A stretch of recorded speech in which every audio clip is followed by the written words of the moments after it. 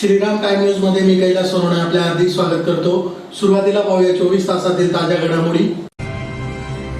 ED व भाजपच्या विरोधात धुळे शहर राष्ट्रवादी काँग्रेस तर्फे करण्यात आले आंदोलन। संघर्ष योद्धा मनोज चरांगे पाटील यांच्या आवाहनानुसार धुळ्याहून शेकडो मराठा समाज बंधू भगिनी मुंबईकडे रवाना। पंडित डॉक्टर अभय मानके यांच्या गीत रामायणाच्या कार्यक्रमाचे आयोजन। देवपुरातील अनमोल नगर येथे श्रीराम मूर्ती व शिवलिंगाच्या प्राणप्रतिष्ठा सोहळ्यानिमित्त विविध कार्यक्रमांचे आयोजन। भगवती दीक्षा घेणाऱ्या 6 मुमुक्षी विद्यार्थी 24 जानेवारी रोजी दीक्षा ग्रहण करणार। आणि त्या प्राणप्रतिष्ठा सोहळ्यानिमित्त धुळे शहर व मतदारसंघातील सर्व नागरिकांनी दीपोत्सव साजरा करण्याचे आवाहन। आता बातमीपत्र विस्ताराने। राष्ट्रवादी काँग्रेस पक्षाचे रोहित पवार यांना ईडी मार्फत समन्स देऊन चौकशीला बोलविण्यात आले आहे। या विरोधात धुळे महानगर राष्ट्रवादी काँग्रेस पार्टीतर्फे शहरातील महात्मा गांधी पुतळ्यासमोर आंदोलन करण्यात आले। राष्ट्रवादी काँग्रेस पक्षाचे आमदार रोहित पवार यांना ईडीने समन्स बजावले आहे। या विरोधात धुळे शहर राष्ट्रवादी काँग्रेस तर्फे शहरातील महात्मा गांधी पुतळ्यासमोर आंदोलन करीत ईडी व भाजपचा निषेध करण्यात आला। आमदार रोहित पवार हे राष्ट्रवादी काँग्रेस पक्षाचे युवा नेतृत्व आहे।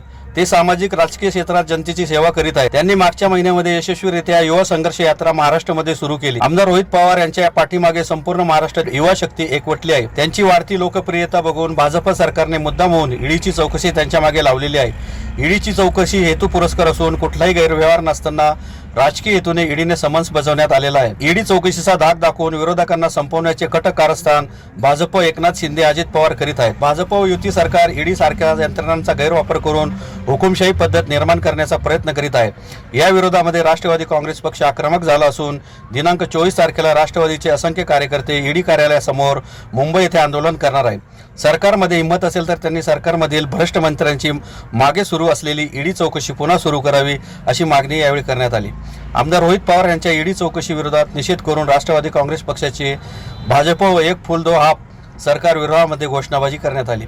यावेळी राष्ट्रवादी काँग्रेस पक्षाचे जिल्हाध्यक्ष रणजित भोसले, नंदू एलमामे, राजू डोमाळे, वाल्मिक मराठे, भूषण पाटील, शकीला बक्ष, अशोक बुधुल, निखिल मोमेया, मंगलदास वाघ, रामेश्वर साबळे, राजेंद्र सोनवणे, जीवन चव्हाण, दीपक जाधव, श्यामा मोरे, दिलीप पाटील, किसन ठाकरे, राजू मशाल, हाजी असीम कुरेशी, असलम खाटिक, महेश महाले, डीटी पाटील, राजू चौधरी, तस्वीर मिर्झा, राजेंद्र सोलंकी, विश्वजित देसले, अमित शेख, शशी काटे, जयश्री गेटे, चेतना मोरे, सुनंदा देवरे, सलमान शेख, युनिस मिर्झा, दीपक देवरे, भिका नेरकर, सुरेश जवराळ, सजन बागुल, रईस शेख, तुषार वाघ, मनोहर निकम, जाकीर खान, भाग्येश मोरे, प्रणव भोसले, गोलू नागमल आदी उपस्थित होते। महाराष्ट्रातील भाजपा सरकारने राष्ट्रवादी काँग्रेसचे आमदार आदरणीय रोहितदादा पवार यांना ईडीची नोटीस देऊन चौकशीला बोलवलं।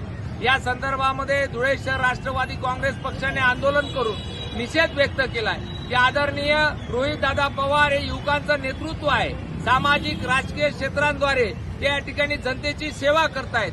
मागच्याच महिन्यामध्ये त्यांनी अतिशय चांगल्या पद्धतीची युवा संघर्ष यात्रा या महाराष्ट्रामध्ये सुरू केली। संपूर्ण महाराष्ट्रातील जे युवा आहेत त्यांच्यासाठी प्रेरणादायक असे आमचे या ठिकाणी आदरणीय रोहितदादा पवार आहेत। त्यांची या महाराष्ट्रामध्ये वाढती लोकप्रियता बघून भाजप सरकारने, या युती सरकारने त्यांना चौकशीचा शिसेमारा लावलेला आहे। या गोष्टीचा आम्ही निषेध करतो। आमची मागणी आहे चौकशी त्वरित थांबावी।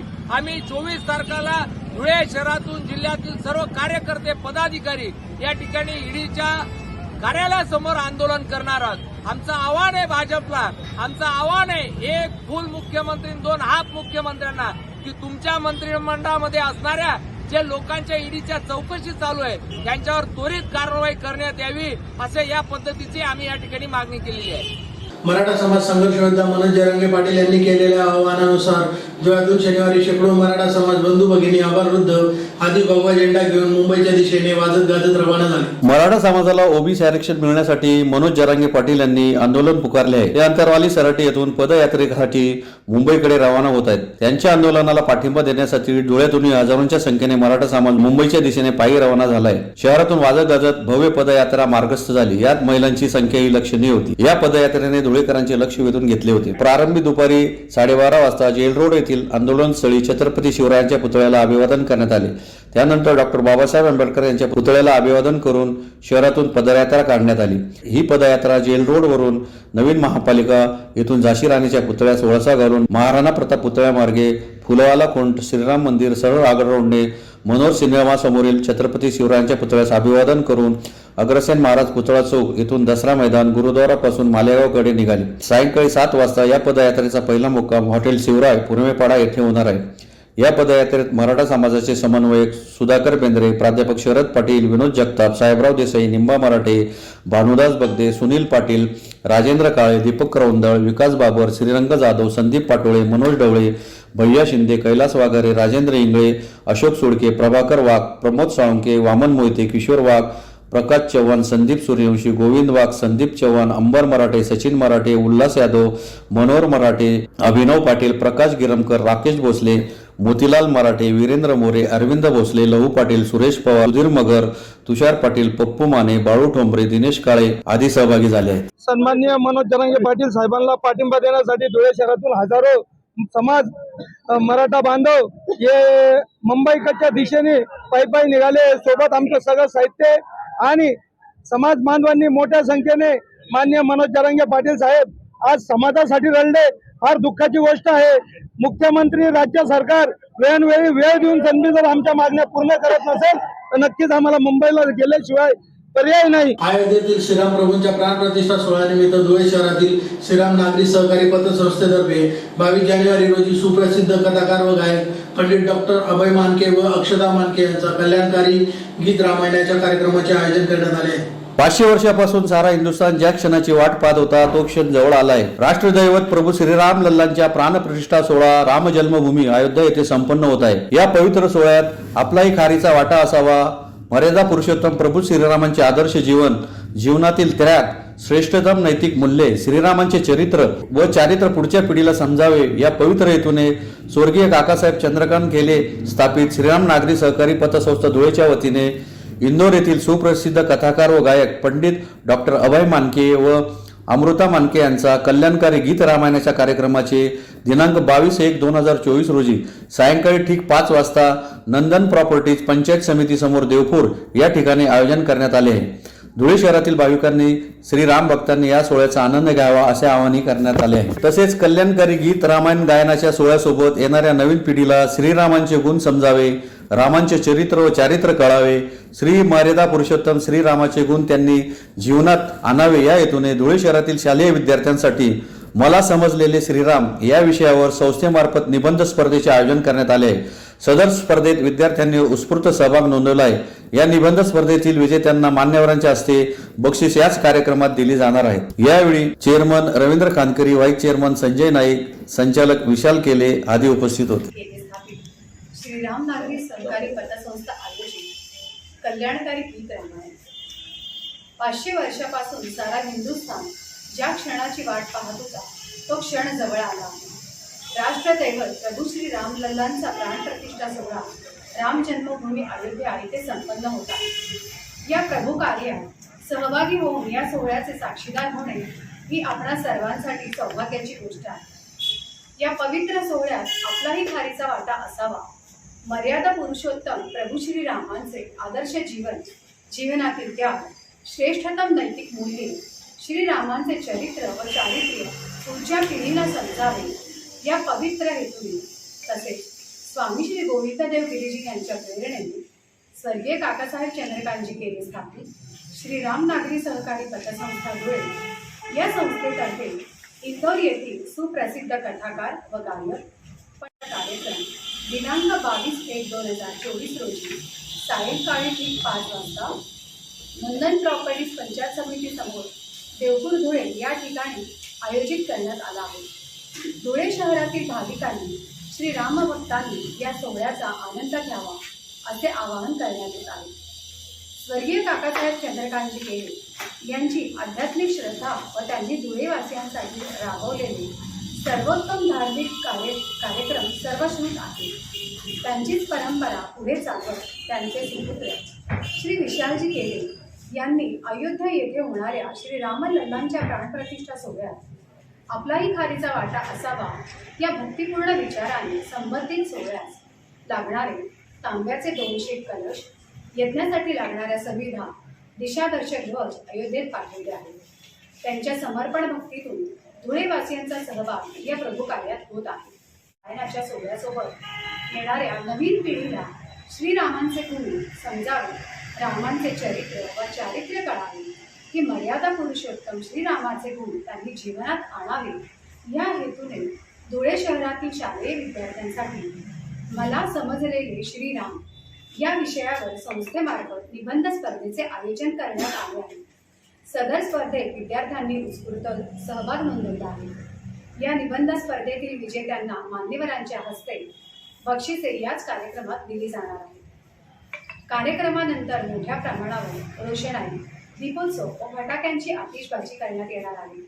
या धार्मिक कार्यक्रमास मोठ्या संख्येने उपस्थित राहून दैदिप्यमान सोहळ्याचा आनंद घ्यावा असे आवाहन संस्थेचे chairman Shri Ravindra Khande, vice chairman Shri Sanjay Naik, संचालक श्री विशालजी केले व संचालक मंडळाने केले आहे. धुळे शहरातील देवपुरातील अनमोल नगर येथे श्रीराम मूर्ती व शिवलिंग प्राण प्रतिष्ठा सोहळ्यानिमित्त शनिवारी शहरातून शोभायात्रा व कलश यात्रा काढण्यात आली. धुळे शहरातील देवपुरातील अनमोल नगर येथे श्रीराम मूर्ती व शिवलिंगाच्या प्राणप्रतिष्ठा सोहळ्यानिमित्त 19 जानेवारी ते 22 जानेवारी दरम्यान विविध धार्मिक कार्यक्रमांचे आयोजन करण्यात आले आहे. शनिवारी दुपारी 2 वाजता श्रीराम मूर्ती व शिवलिंगाची शोभायात्रा व कलश यात्रा काढण्यात आली. रविवारी होम हवन व पूजन होणार आहे. रात्री हरिभक्त पारायण मच्छिंद्र महाराज यांच्या कीर्तनाचे आयोजन करण्यात आले आहे. सोमवारी प्राणप्रतिष्ठा सोहळा व काल्याचे कीर्तन होणार असून मंगळवारी महाप्रसादाच्या कार्यक्रमाचे आयोजन करण्यात आले आहे. तरी भाविकांनी या धार्मिक कार्यक्रमाचा लाभ घ्यावा असे आवाहन अनमोल नगर येथील नागरिकांतर्फे करण्यात आले आहे. मंदिरासाठी जी काही सेवा घडेल ती मी कायम करणार आहे. आम्ही सगळ्यांनी गौरव भाऊंना सांगितलं की आम्हाला मंदिर बनवायचं आहे. त्यांनी मी मूर्त्या देईन, तुम्ही मंदिर बांधा.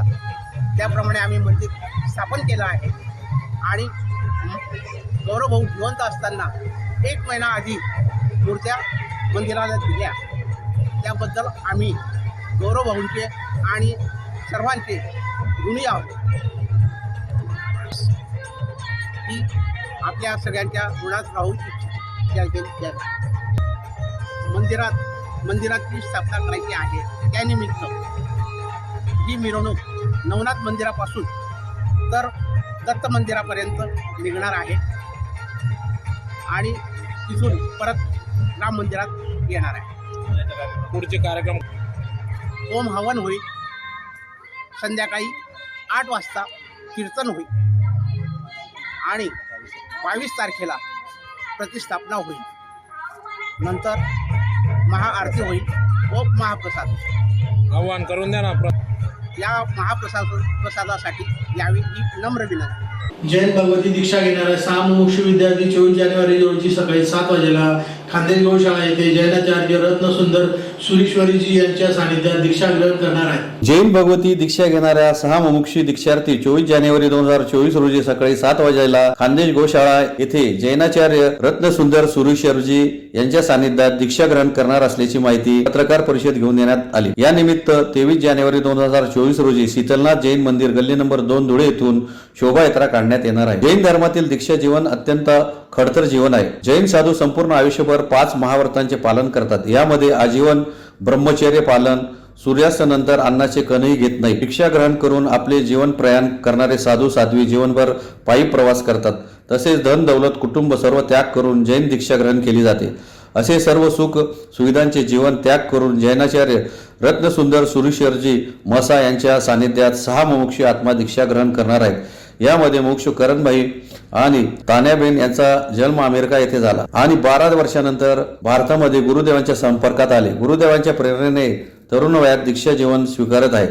यांच्यासह मुमुक्षू वितरागबाई मलकापूर, मुमुक्षू साक्षीबेन बडोदा, मुमुक्षू नेहाबेन जयपूर, मुमुक्षू जिनाक्षीबेन नागपूर हे दीक्षा ग्रहण करणार आहेत. सदर दीक्षा महोत्सवानिमित्त विविध कार्यक्रमांचे आयोजन करण्यात आले आहे. दरम्यान दिनांक 23 जानेवारी रोजी सकाळी 9 वाजता शीतलनाथ जैन मंदिर गल्ली नंबर 2 धुळे येथून शोभायात्रा निघेल तर रात्री 8 वाजता अभिनंदन समारोह खानदेश गोशाळा मैदान मालेगाव रोड येथे होणार आहे. तसेच दिनांक 24 जानेवारी रोजी दीक्षागण असा कार्यक्रम सकाळी 7 वाजता खानदेश गोशाळा मैदान मालेगाव रोड येथे होणार आहे. दीक्षा महोत्सव निमित्त धुळे शहरात जैनाचार्य रत्नसुंदर सुरीश्वरजी मसा सह आदी संत तथा साध्वीजी येथे विराजित आहेत. जैन धर्मियांमध्ये अत्यंत कठीण मानला जाणारा महोत्सव संसारापासून कोसोदूर जाऊन दीक्षा घेणे खूप महान असे कार्य समजले जाते. यामुळे या कार्यक्रमात मोठे महत्त्व आहे. आप उस पर मंथन करोगे और आप उस पर कोई डिसीजन ले पाओगे. ये जो फैक्टर है बहुत बड़ा काम करता है. और दूसरी बात, हमारा समाज में भी ज़्यादातर एजुकेटेड वर्ग जैन समाज में बहुत बड़े लेवल पे, तो ये सहज यही होते रहता है. जो वर्ग सामने बैठता है हम उसी के सामने बोलते हैं. पूरे गांव के बीच में हम बोलने जाते नहीं. सामने बैठने में से ही लोग आते हैं, तो अपने आप एजुकेटेड वर्ग ही वो आ रहा है. इसमें कोई ऐसा नहीं है कि इसको दिया उसको नहीं दिया, लेकिन जिसको भी लेना उसको पूरी पात्रता, पूरी योग्यता, पूरे क्वालिफिकेशन, हमारे तरीके का जीवन, वो जीने की तैयारी जो दर्शाता है, वो ट्रेनिंग होती है, उसको मिलता है. विद्यार्थी जे आहेत त्यांचं वयोगट काय आहे? हमारे भगवान ने 8 साल लगभग 16 से 18-19 साल तक वाले हैं. तो इसको कोई लिमिट है, एज लिमिट है दीक्षा लेने की? राजस्थान से जो आ रहे हैं उनकी 24 साल की उम्र है, बाकी 16 प्लस है सभी. दीक्षा लेने में एज कोई लिमिट है? अयोध्या येथे दिनांक 22 जानेवारी रोजी प्रभू श्रीराम मंदिराच्या प्राणप्रतिष्ठा सोहळा होत असून त्या पार्श्वभूमीवर धुळे शहर व मतदारसंघातील विविध गावातील नागरिकांनी दीपोत्सव साजरा करावा असे आवाहन खासदार डॉक्टर सुभाष भामरे यांनी पत्रकार परिषद घेऊन केले आहे. अयोध्येत दिनांक 22 जानेवारी रोजी प्रभू श्रीराम मंदिराच्या प्राणप्रतिष्ठा सोहळा होत आहे. त्या पार्श्वभूमीवर धुळे शहर तसेच मतदारसंघातील सर्व शहर व खेड्यापाड्यातील नागरिकांनी दीपोत्सव साजरा करावा असे आवाहन खासदार सुभाष भामरे यांनी राम पॅलेस येथे पत्रकार परिषद घेऊन केले आहे. अयोध्येतील श्रीराम जन्मभूमीच्या जागेवर प्रत्येक हिंदू धर्मियांसह श्रीराम भक्तांच्या स्वप्नातील प्रभू श्रीरामांचे भव्य आणि आकर्षक मंदिर साकारले जात आहे. या मंदिरात प्रभू श्रीराम, माता सीता, श्री लक्ष्मण आणि श्री हनुमान या मूर्तींची येत्या सोमवारी 22 जानेवारी रोजी प्राणप्रतिष्ठा होत आहे.